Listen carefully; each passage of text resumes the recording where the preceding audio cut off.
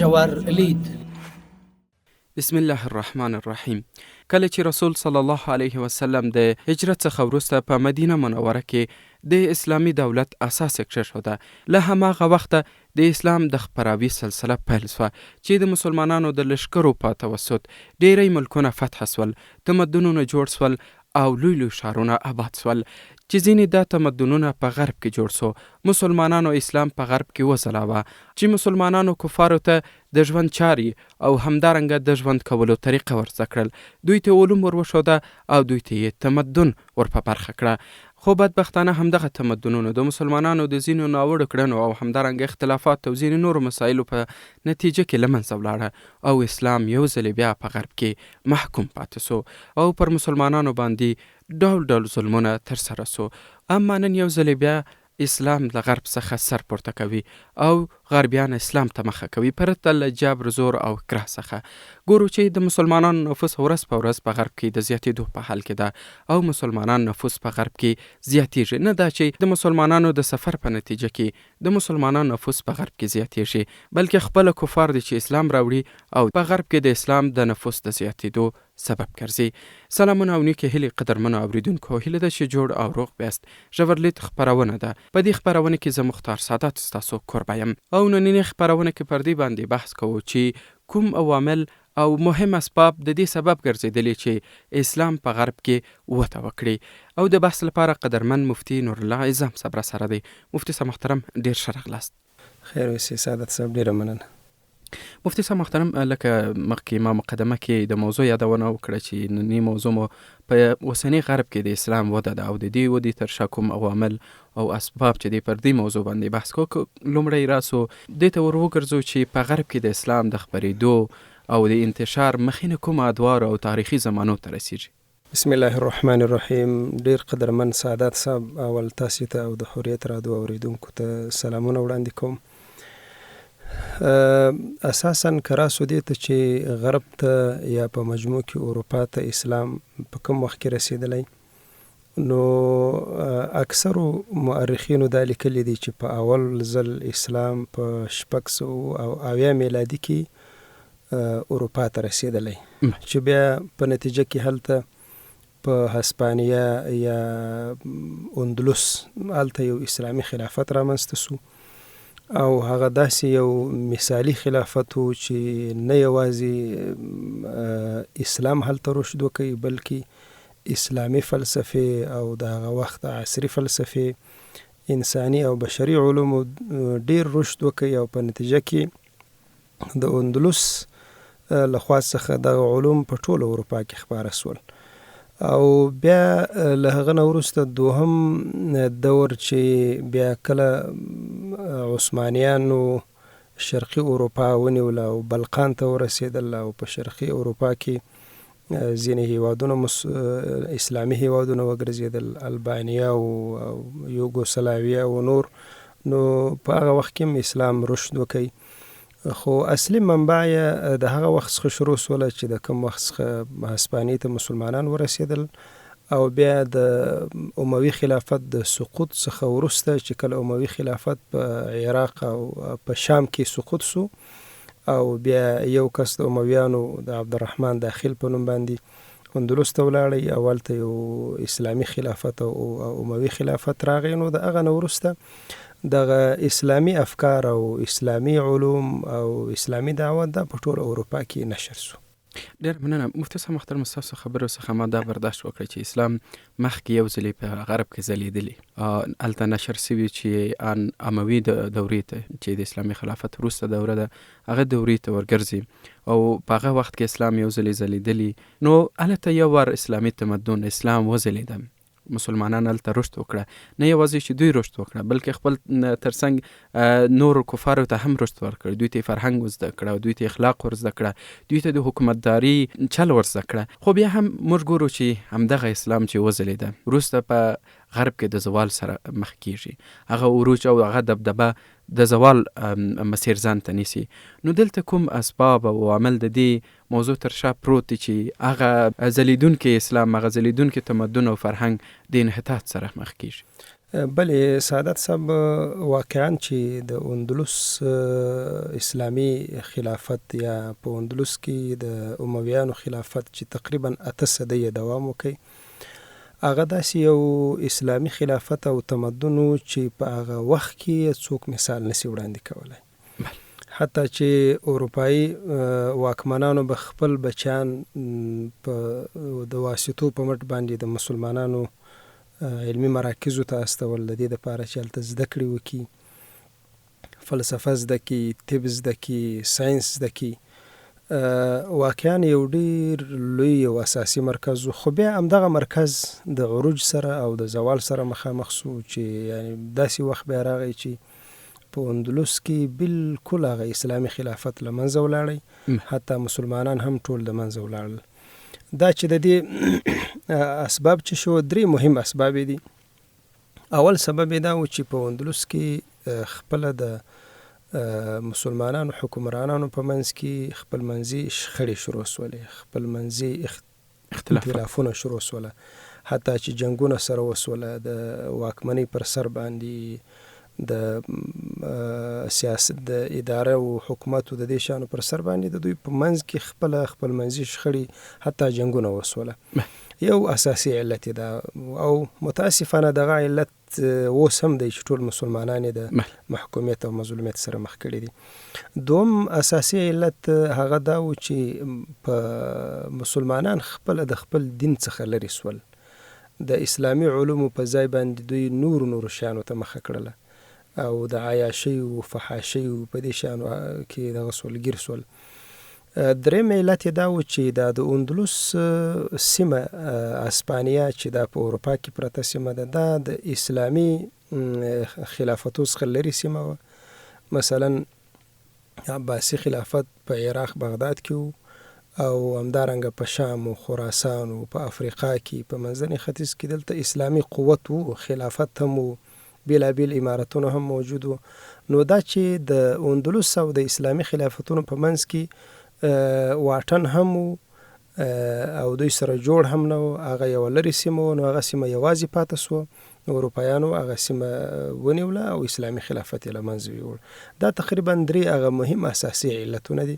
د دې سره سره نور علتونه هم شته، خو اساسي علتونه چې دي هغه دغه دي چې متاسفانه په اندلس کې د مسلمانانو یو عجیب علمي مرکز دا د سقوط سره او د زوال سره مخامخ سو، او بالاخره داسې وخت راغی چې په اندلس کې په اسپانیا کې مسلمانان په وچ زور باندې عیسویان کړل سول، د خپل دین څخه واړول سول، د خپل دین څخه لرې سول.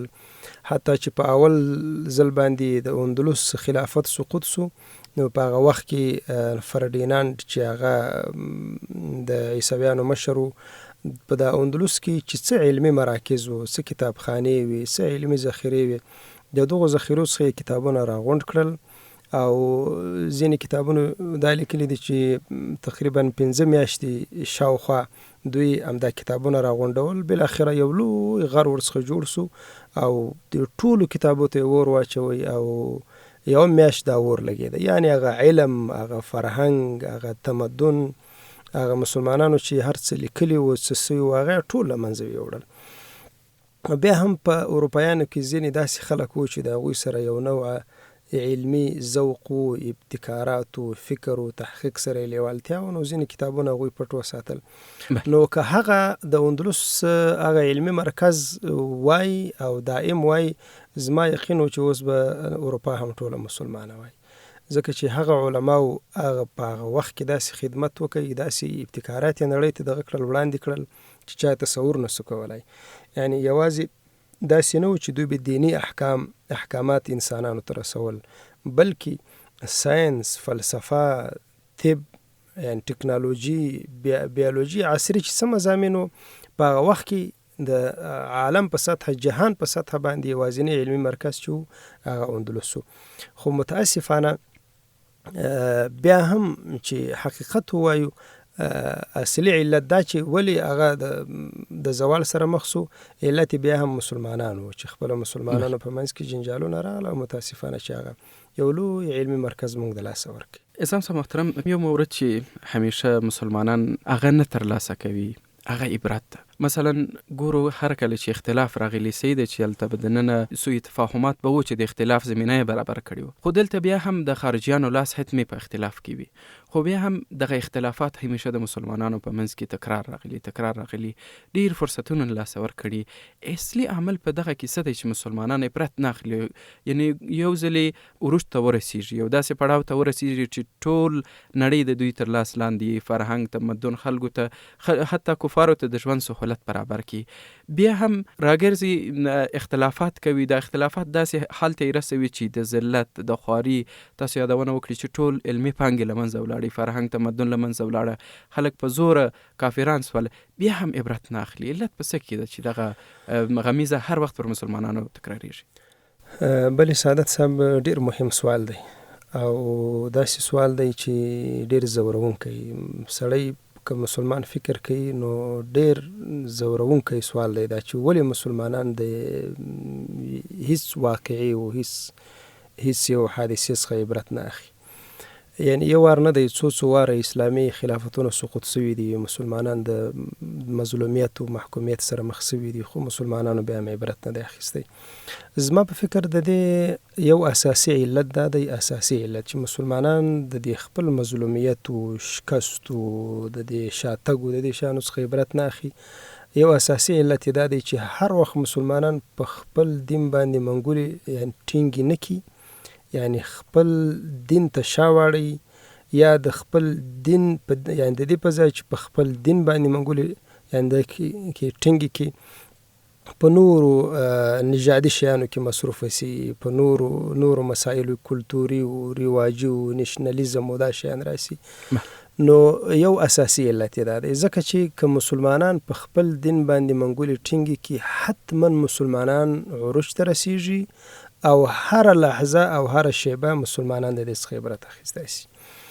دوم اساسي علت چې مسلمانان ولې عبرت نه اخلي، هغه وجه هم دا ده، دوم سبب دا دی چې مسلمانانو کې خپل منځي جنجالونه یعنی زیات وي. هر وخت چې د مسلمانانو دښمن په مسلمان باندې حمله وکړي او مسلمان مغلوب سي، بیا مسلمانان سره یو سی، یو موټی سی، یو قیادت سی، یو زعامت سی، بیا مسلمانان خپل دښمنانو ته شکست ورکړي. که موږ تاسې صلیبي جګړې وګورو، اته لوی صلیبي جګړې سوي دي په مسلمانانو باندې، خو په هره جګړه کې اروپایانو شکست خوړلی.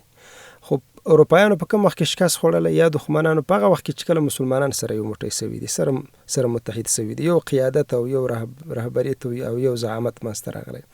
که موږ تاسې د صلاح الدین ایوبي کیسه واورو چې د صلیبیانو ته شکست ورک او د فلسطین او د شام ځکه د دوی څخه پاکه کړله، واحد علت دا و چې صلاح الدین ایوبي یو رهبر و قائد و چې د شاوخوا اسلامي امتونه ټول په ځان باندې راغونډ کړل او یو موټی کړل.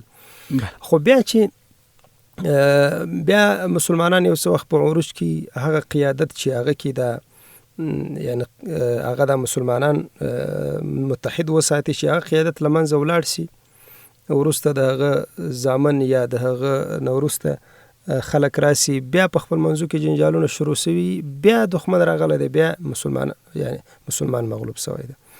نو دوم هغه اساسي علت چې مسلمانان همیشه د شکست سره مخ سوي دي او عبرت نه د اخیستي، هغه دا چې خپل منځي جنجالونه دي. ځکه یعنی مسلمانان چې یو موټی سي او مسلمانان چې سره یو سي، چې همدا د اسلام غوښتنه ده، د الله تعالی امر ده، نو هرگز مسلمانان د شکست سره نه مخ کیږي. خو متاسفانه چې د همدو علتونو په اساس باندې مسلمانان همیشه له بدو حالاتو څخه عبرت نه دی اخیستی. او سعادت صاحب که موږ تاسې وګورو، اوس هم دغسې وضعیت دی. یا اوس ګورئ د فلسطین په یوه وړه سیمه باندې ټوټه چې دا د مسلمانانو د بدن یوه حصه د ټوټه ده، غزه، په هغې باندې ظلم روان دی. په زرهاو ماشومان شهیدان سو، په زرهاو زنانه شهیدانې سوې او سپین ږیري شهیدان سو، شفاخانې بمبار سوې، علمي مراکز بمبار سو. مسلمانان ټول ورته ناست دي او سیل کوي. او داسې نه ده چې مسلمانان خفه نه دي، نه خفه دي، مسلمانان زړه خوري، دعاوې کوي، ژړاوې کوي، فریاد کوي، خو هیڅ نشي کولی. ولی اساسي علت دا دی چې په مسلمانانو کې وحدت نشته. ټول په دغه یعنی جزئی مسایلو په فرعي مسایلو کې په خپل منځو کې سره هر وخت په جنجال کې دي او دا فکر د ډیرو لږو خلکو سره د چې یو عالمي اتحاد باید رامنځته شي. نو اساسي علت دا چې مسلمانانو عبرت نه دی اخیستی، یو علت یې دغه دی چې متاسفانه په مسلمانانو کې همیشه خپل منځي شخړې او جنجالونه ډېر تیر شوي. مننه.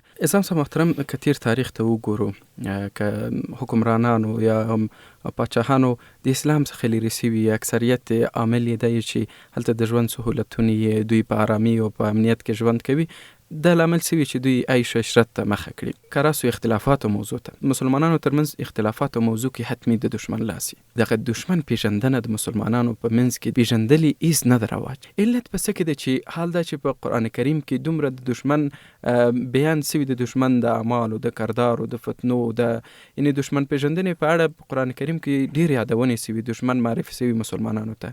خو بیا هم مسلمانان هیڅ کله د دشمن پیژندنې په ډګر کې کار نه ده کړی چې خپل نسلونو ته دوست او دشمن وروښيي. علت په څه کې دی چې په دې میدان کې دومره غفلت ترسره کېږي چې بیا هم هغه نتیجه یې څه سي چې اسلامي قیادت دشمن د زور او فتنو په نتیجه کې له منځه ولاړ سي؟ بلې سعادت صاحب، یوه اساسي نقطه دغه هم ده چې تاسې یاده کړله چې مسلمانان متاسفانه خپل دښمن هغوی ته نه ده معلوم چې زما دښمن څوک ده، په کوم نامه ده، په څه شکل ده او څه پلان لري، څه اراده لري، له کومه خوا نه په ما باندې برید کوي، څنګه برید کوي. دا یو ډیر مهم بحث دی او ډیر تفصیلي بحث دی. دا چې مسلمانان اکثره خپل دښمن نه دي خبر چې زما دښمن څوک ده او څنګه ده، د دې اصلي مسؤلیت مسلمانانو مشرانو ته راجع کیږي. اصلا یعنی مسلمانو رهبرانو هم په دې حصه کې برخه کې کار نه دی کړی. او بل خبره دا ده چې دغه مسؤلیت علماو ته هم راجع دی. علما باید په علمی مراکزو کې، په نصابونو کې، د مدارسو په نصابونو کې، د مکاتبو په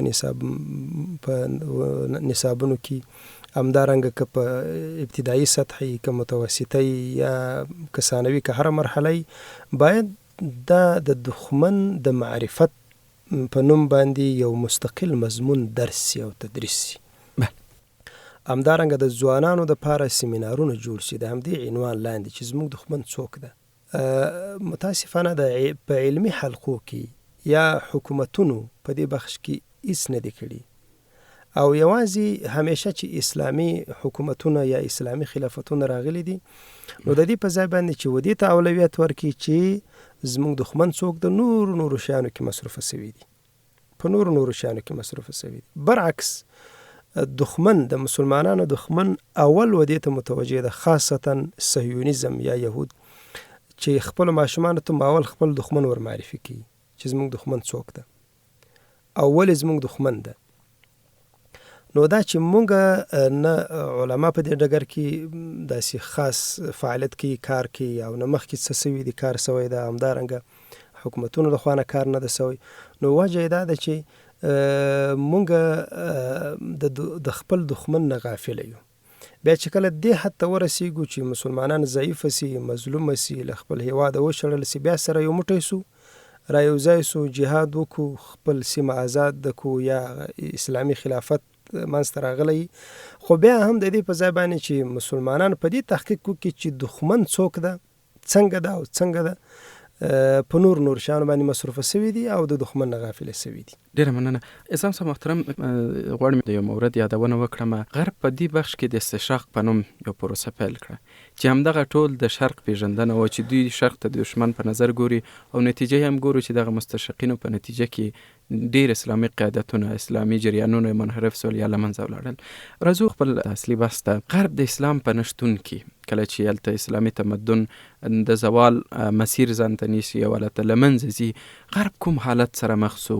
بلې سعادت صاحب محترم، چې کله اسلامي تمدن په غرب کې وو، بله غربي لیکوالان او پوهان په دې اقرار کوي چې غرب او یا غربي ملتونو د اسلامي تمدن څخه ډېر څه زده کړل، ډېر څه زده کړل، په طب کې، په ریاضیاتو کې، په د هغه وخت په ساينس، معاصر ساينس کې، په اجتماعي ژوند کې، په تحقیق کې، په ازادۍ کې چې یو انسان د حریت فکر ولري.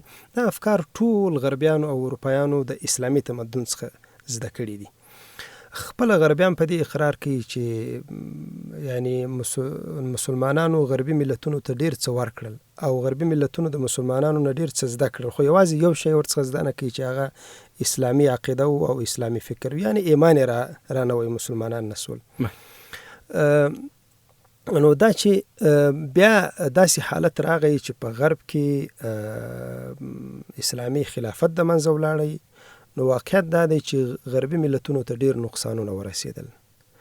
په اجتماعي ژوند کې دوی ته نقصان ورسېدی، تاوان ورسېدی، او همدارنګه په اخلاقي ژوند کې، او همدارنګه داسې ازادي راغله په اروپا کې چې انسان او حیوان یو ډول کوي. هغه انساني عظمت او انساني عزت او انساني شرافت د منځه ولاړی. دا اوس موږ تاسو وینو چې په غرب کې اجتماعي ژوند داسې دی چې مور، ورور، خور، پلار دا شی نه دی معلوم، بس یو څوک غټ سي او بس هغه به هر سړی آزاد دی چې هر څه کوي. کورني نظام له منځه تللی، بلې هغه فیملي ژوند ټول د منځه ولاړی. یعنی هغه عظمت او هغه عزت او هغه انساني شرافت صحیح ده، ازادي راغله، استقلال راغی، هر سړی چې هر څه زړه غواړي هغه کوي، خو ازادي خو حد لري، حدود لري.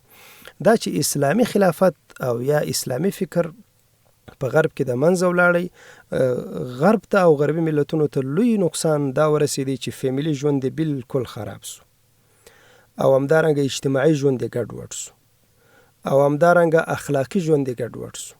هغه اخلاق چې اسلام د هغې لارښوونه کوي، هغه اجتماعي ژوند چې اسلام د هغې رهنمایي کوي، هغه فیملي ژوند چې اسلام د هغې رهنمایي کوي، ټول له منځه ولاړي. یعنې اوس داسې یو حالت راغلی دی چې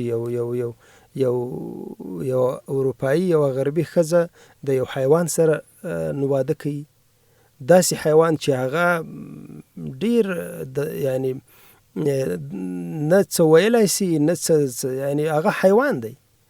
او داسې یو حالت راغی چې سړی له سړي سره واده کوي ښځه، یعنی یو ډیر بد حالت سره مخ سو. دا ولې؟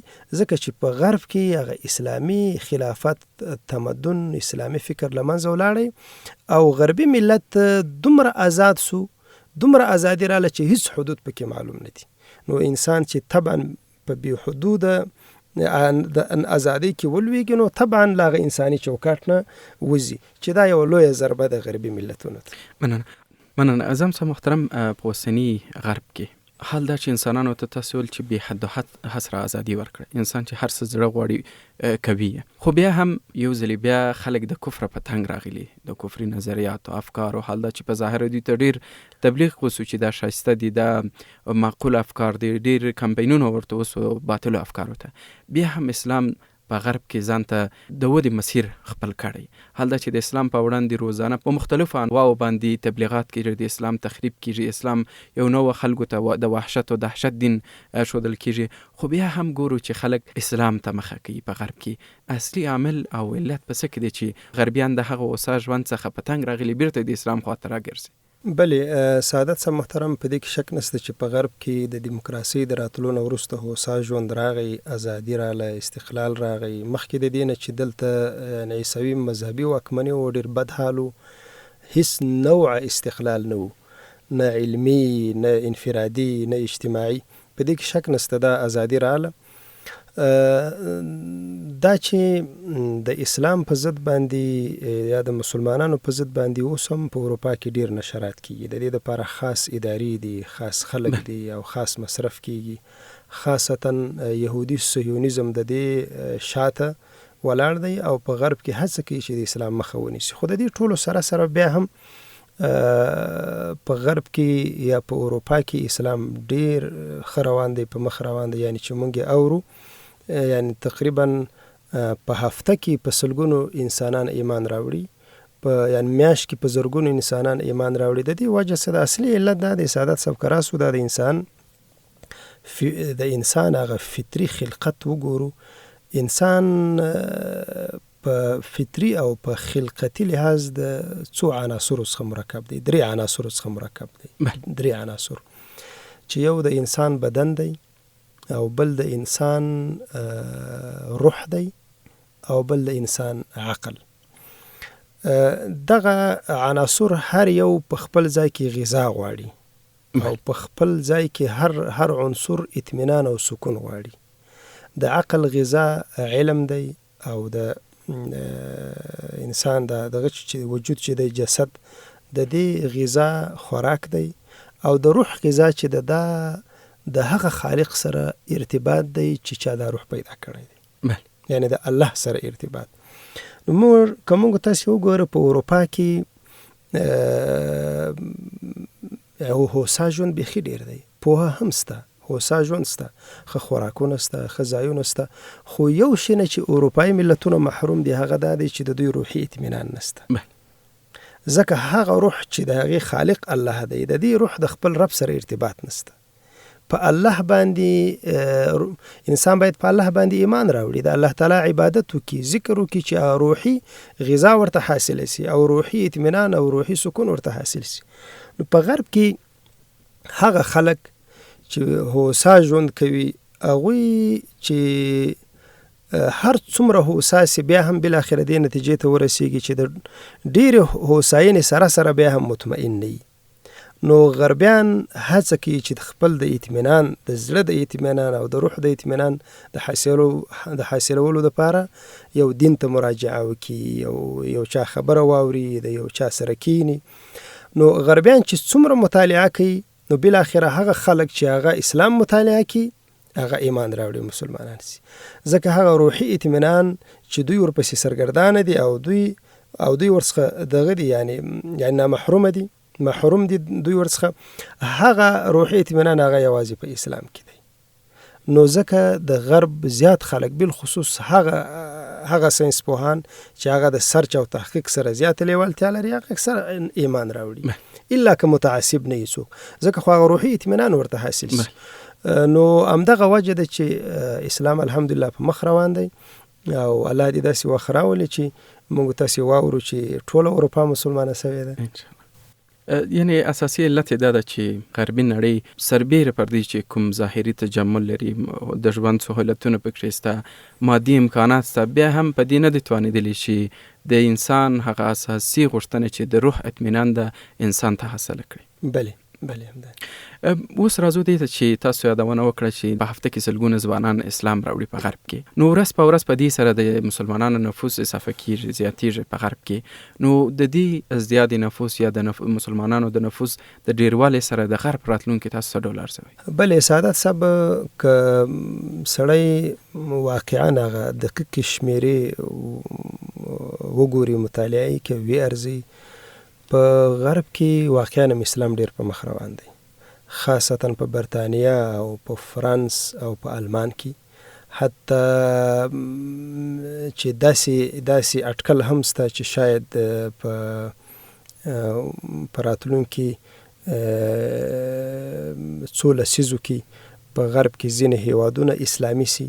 د فرانس په اړه داسې یو اټکل دی چې شاید یو اسلامي هیواد سي. اسلامي هیواد یعنی دا معنی چې اکثریت نفوس مسلمانان سي. برطانیه هم داسې او آلمان هم داسې. یعنی لکه مخکې چې ما وویله، اصلا انسان د هغه هوسا ژوند دپاره چې څه وسایلو، د ټولو وسایلو څخه استفاده وکړله. که د انسانانو زړه غوښتله چې عیاشي وکړي، فحاشي وکړي، هر څه یې وکړله، شراب وچکي، هر څه یې وکړل، خو بیا هم دوی ته هغه اطمینان حاصل نسو. اوس غربي ملتونه یا غربي خلک او بالخصوص هغه څوک چې د عمر د نګانې یو څه مشران، دوی په اطمینان او په سکون پسې ګرځي. او اطمینان او سکون، روحي اطمینان دا یوازې په اسلام کې دی. نو زما په فکر باندې زه خپله د غرب راتلونکې ښه وینمه. زه داسې فکر کوم داسې وخت به راسي چې په غرب کې به 1 2 3 اسلامي هیوادونه اعلان سي او بالاخره به الله تعالی داسې وخت راولي چې نیمه اروپا به مسلمانه سي. ځکه چې انسان بالاخره و دې نتیجې ته رسیږي چې روحي اطمینان او حق دین چې دی هغه یوازې اسلام دی. اوس خو ازادي ده سعادت صاحب محترم، ازادي ده، هر څوک هر دین او هر عقیده مطالعه کوي، هر فکر مطالعه کوي. که یهودیت وي، که عیسایت وي، مثلا که هندویزم وي، که بل دین دا ټول ادیان خلک مطالعه کوي. خو هغه ادیان چې څومره مطالعه کوي نو دې نتیجې ته رسیږي چې هغه ادیان ټول باطل ادیان دي او تحریف سوي ادیان دي، او هیڅ داسې یو شی په هغې کې ثابت نه دی چې هغه په سند سره ثابت وي. اما که د بلې خواته وګورو په اسلام کې بیا داسې شی نشته چې بې سنده نه وي. یعنی هر مسله، هر حدیث، هر اسلامي حکم په سند سره ثابت دی. داسې هیڅ مسله نشته چې په منځ کې انقطاع راغلی، حتما په یو سند باندې رسول الله ته رسیدلی او د الله تعالی حکم. نو زما خپل اټکل دا دی چې امیدواري دا ده چې غربي ملتونه به اسلام خپور سي بالاخره، او یو وخت به داسې وخت راسي چې هغه هیوادونه به مسلمانان سي او الله دې وکړي. مننه. اعظم صاحب محترم، په دې برخه کې یو لنډه دمه اخلو، بیرته راګرځو. د نن تحلیل د هیواد او نړۍ روانو حالاتو، موضوعاتو، پرمختګونو او نویو پیښو په اړه ستاسو نظر څه دی؟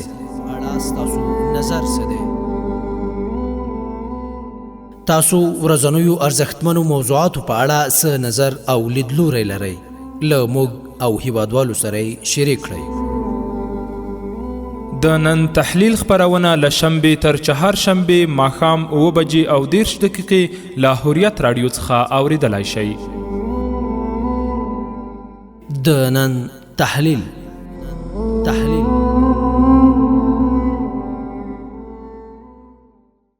بیا هم سلامونه او نیکې هیلې قدرمنو اورېدونکو. ژور لید خپرونه ده. په دې خپرونه کې په اوسني غرب کې د اسلام وده او د دې ودې تر شا پر مهمو عواملو او اسبابو باندې بحث کوو. د بحث لپاره قدرمن مفتي نورالله اعظم صاحب راسره دی. مفتي صاحب محترم، بیا هم ښه راغلاست. سرتوایي راځو خپل بحث ته ادامه ورکوو.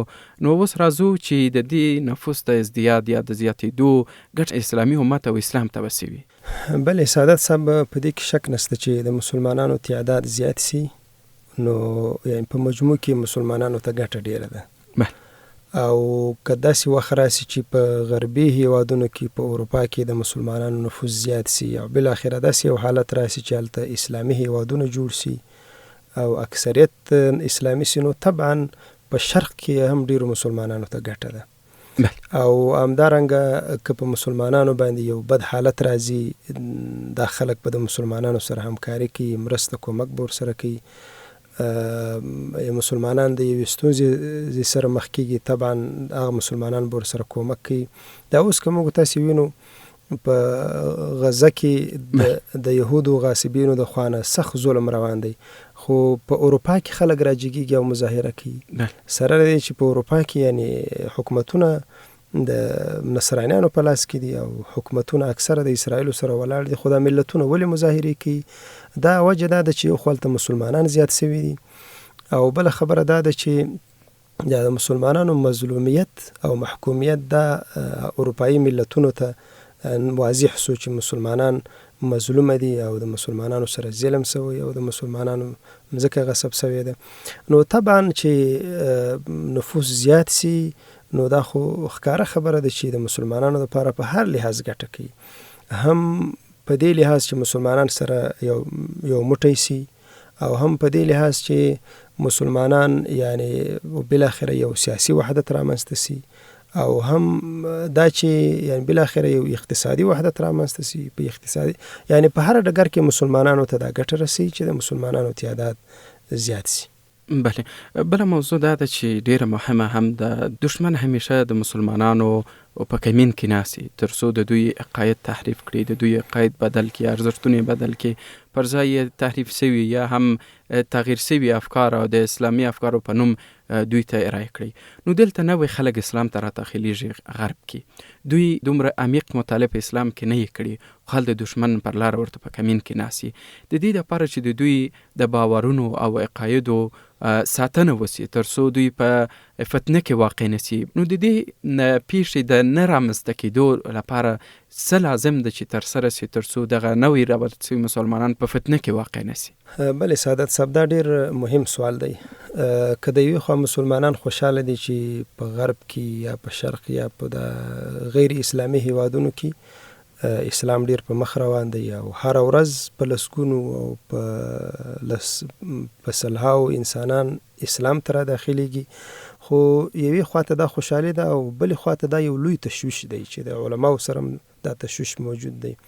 هغه دا دی چې هغه فتنې چې په مسلمانانو کې دي، هغه خپل منځي شخړې او جنجالونه یا هغه عقیدوي او فکري بعدونه چې په مسلمانانو کې دي، دا ویره شته چې همدغه جنجالونه او همدغه یعنی بعدونه به هغو خلکو ته هم انتقال شي چې څوک نوي مسلمانان سوي. نو دا یو لوی تشویش دی او دا اوس هم که موږ تاسې ګورو په اروپا کې د هر اسلامي هیواد بیلابیل افکار او احزاب او ډلې هلته کار کوي، اروپایان مسلمانان وي، نو او هر څوک خپله ډله زیاتوي.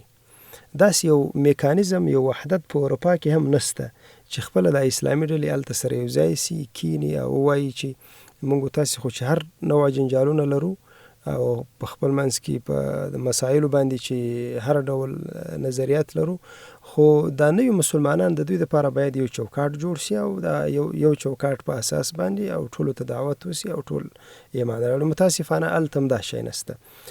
هر څوک په اروپا کې خپل فعالیت کوي او خپل ډلې ته یې اړوي. زما په فکر باندې که چیرې موږ وغواړو چې نوي خلق چې دا نوي په اسلام کې داخليږي، د دې لپاره که اسلامي هیوادونه یا د مسلمانانو دینی مراکز یا مدرسې په لویه سطح باندې په دې باندې تحقیق وکړي او په دې باندې یو مجلس وکړي او سره منسجم سي او د دې لپاره یو معیار وټاکي او داسې اصول وضع سي چې دا نوي مسلمانان چې نوي خلق چې یعنی اسلام ته داخليږي، عیسویان یا نور، نو هغوی لپاره باید داسې هغه د اسلام هغه واقعي عقیده ورته وړاندې سي. بله، داسې عقیده چې پای کې وسطیت دي، معتدله عقیده چې د اسلام اصلي تقاضا ده، داسې وسي.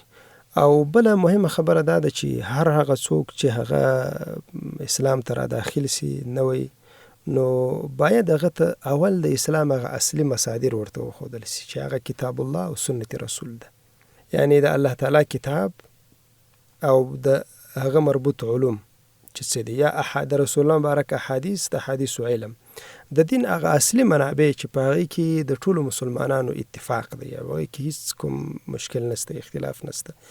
نو هغه مصادر او مراجع دغه خلکو ته وښودل سي او دغه دین ورته تشریح سي او بیا د هغه نه وروسته د مذاهب اربعو یعنی تشریح ورته وسي چې دغه حنفي مذهب دی، دا شافعي دی، مالکي دی، حنبلي دی، یا نور هغه احزاب یا ډلې چې په هغه اسلامي چوکاټ کې شامل دي، داخلي دي، هغه هر یو ورته واضح سي، توضیح سي، نو بیا به دا ویره او دا خطر نه وي. خو فی الحال چې سړی متوجه سي، نه په اروپا کې داسې یوه اداره سته چې هغه د دین هغه اصلي او هغه واقعي دین په اړه یو وحدت، یو میکانیزم موجود دی او ټول غیر اسلامي خلق هغې ته را دعوت کوي او نه په اسلامي هیوادونو سره داسې کومه تګلاره سته. بس هر سړی په خپل فکر باندې خلق دعوت کوي، څوک یې ویې خواته کشي، څوک یې بلې خواته. اگر چې په اسلام کې داخل سي، یعنی مسلمانان سي، خو دا چې بیا خپله په اسلام کې داخل سي او د فتنو ښکار سي، دغه یوه خطرناکه خبره ده او الله دې وکړي چې آینده کې د دې ستونزې یو حل راووځي. که د دې کار دپاره مثلا مراکز جوړ سي، تحقیقاتو ځایونه جوړ سي، دا به څومره مؤثر واقع سي په دې برخه کې؟ بلې سعادت صاحب، که داسې وسي چې په اسلامي هیوادونو کې ځینې علمي مراکز دي، مثلا په لوی هندوستان کې د علماو مراکز دي، دیوبند مدرسه یا د دیوبند علماو فکر دی چې په دې کې دغه افغانستان په شمول ډېر هیوادونو کې د همدې علمي مرکز نه علم خپور شوی ده. دا او همدارنګه د په حرمینو کې مدینه منوره او مکه مکرمه او همدارنګه د شام علما او د مصر او د ازهر علما، دا علما ټول سره را یوځای سي، منسجم سي او یوه اتحادیه ولري، یو مرکز ولري او بیا ټولو مسلمانانو ته وایي. اگر چې یعنې په دې کې به د هر فکر خلک د هر مذهب خلک هغه چې څوک په اسلام کې داخل دي، او بیا د هغه نه وروسته په نړیواله سطح اعلان وکړي چې هر څوک اسلام ته را داخليږي باید په همدغه شکل باندې دغه روزنه وسي او هغه ته اسلام ورښودل سي، بیا به انشاءالله دا ستونزه حل سي. مننه. اسلام صاحب محترم، د دې لپاره چې لا اسلام په غرب کې رشد وکړي، منتشر سي، د خلکو په منځ کې نور هم د مسلمانانو نفوذ هلته زیات سي، نو دلته د دې کار دپاره څه شي ته ضرورت ده تر څو ترسره سي لا هم اسلام هلته وده وکړي، سربیره پر دې چې یعنې خپل هغه عادي حالت کې دا مسیر جریان لري، یعنې د یو اساسي هدف په حیث ورته وکتل سي، دا یو مسؤلیت وګڼل سي تر څو اسلام لا وده وکړي. په دې برخه کې نور کومو کارونو ته اړتیا شته؟ بله سعادت صاحب، په دې برخه کې الحمدلله څه اقدامات سوي دي او ځینې ادارات، ځینې خلک شته چې هغوی خپل دعوت کوي، خو د دې دپاره چې یعنې اسلام لا رشد وکړي او نشر سي نو نور اقدامات هم پکار دي. یو مهم اقدام هغه دا پکار دی چې باید د دعوت ساحه نور هم وسیع سي، دعوت د رسنیو د لارې دعوت وسي، د علما ولیږل سي او همدارنګه داعیان ولیږل سي هغه هیوادونو ته چې هغه غیر اسلامي هیوادونه دي، او همدارنګه د دې دپاره مصارف وسي او د دې دپاره خلک دغسې یعنې مقرر سي، وټاکل سي او حکومتونه همکاري وکړي، مرستې وکړي. او په دې کې یوه اساسي نقطه دا ده چې یو عملي دعوت دی او یو علمي دعوت. علمي دعوت دا معنی چې یعنې هغه د اسلام علم او د اسلام فکر دا خلکو ته رسول دي، او دوهم چې د هغه عملي دعوت. عملي دعوت یعنې دا معنی چې د مسلمان باید خپل عمل داسې وي چې غیر اسلامي خلک مسلمان وویني، د ده د عمل په وجه د ده نه دومره متاثره سي چې هغه ایمان راوړي. که موږ تاسې وګورو د اندونیزیا او مالیزیا او د فلپین خلکو ایمان راوړی مسلمانان سوي دي، په زور نه دي مسلمانان سوي. هغه مسلمانان تجار چې د شام او عراق او بغداد او د حرمینو څخه به تلل د تجارت دپاره، د هغو د اخلاق او کردار او معاملاتو نه دا خلک متاثره سول او ایمان یې راوړ. زموږ یوه عمده ستونزه چې نن سبا په اسلامي امت کې موجوده ده هغه دا ده چې د مسلمان عمل او اسلام دا سره په ټکر کې دي. اکثره غربي خلک چې ایمان راوړي په اوس وخت کې هغوی په خپلو یاداشتونو کې دا وایي چې ما ولې ایمان راوړی، ما ځکه ایمان راوړی چې زه د اسلام څخه متاثره سوم، او یو وخت کې مې د اسلام سره دښمني وولي ځکه د مسلمان په وجه د مسلمان څخه زما بد راتله. ما دا فکر کوی چې دا مسلمان څه کوي او څه وایي د عین اسلام دی. یعنې څومره ضرر چې مسلمانانو په خپلو اعمالو، په خپل کردار او په خپلو اخلاقو او په خپلو معاملاتو باندې اسلام ته رسولی ده، دغومره دښمن نه ده رسولی. ځکه ظاهرا مسلمان دعوه کوي چې زه مسلمان یم، خو چې عمل ته یې وګورې، معاملات او اخلاق یې وګورې، هغه تماما د اسلام سره خلاف او د اسلام سره په ټکر کې.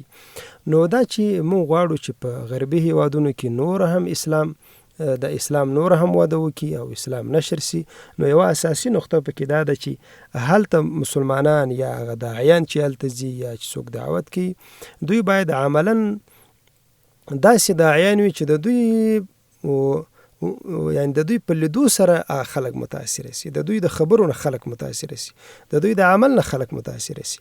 د داعي او د مسلمان ټول لباس، خوی، اخلاق، ناسته ولاړه، دا ټول باید د رسول الله د سنتو سره برابري.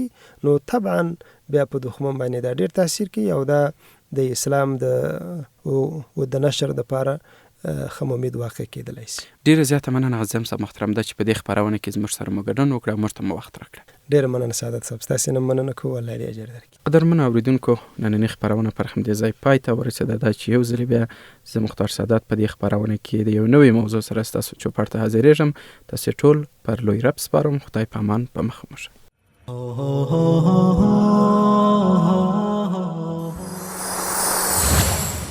ژور لید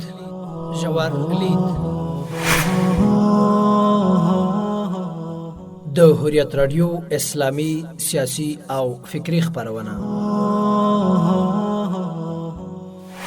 دا خپرونه هر شنبه سهار 9 بجې او 15 دقیقې او تکرار یې هر دوشنبه پر همدې وخت او هر جمعه 12 بجې او 15 دقیقې له هوریت رادیو څخه اوریدلای شئ.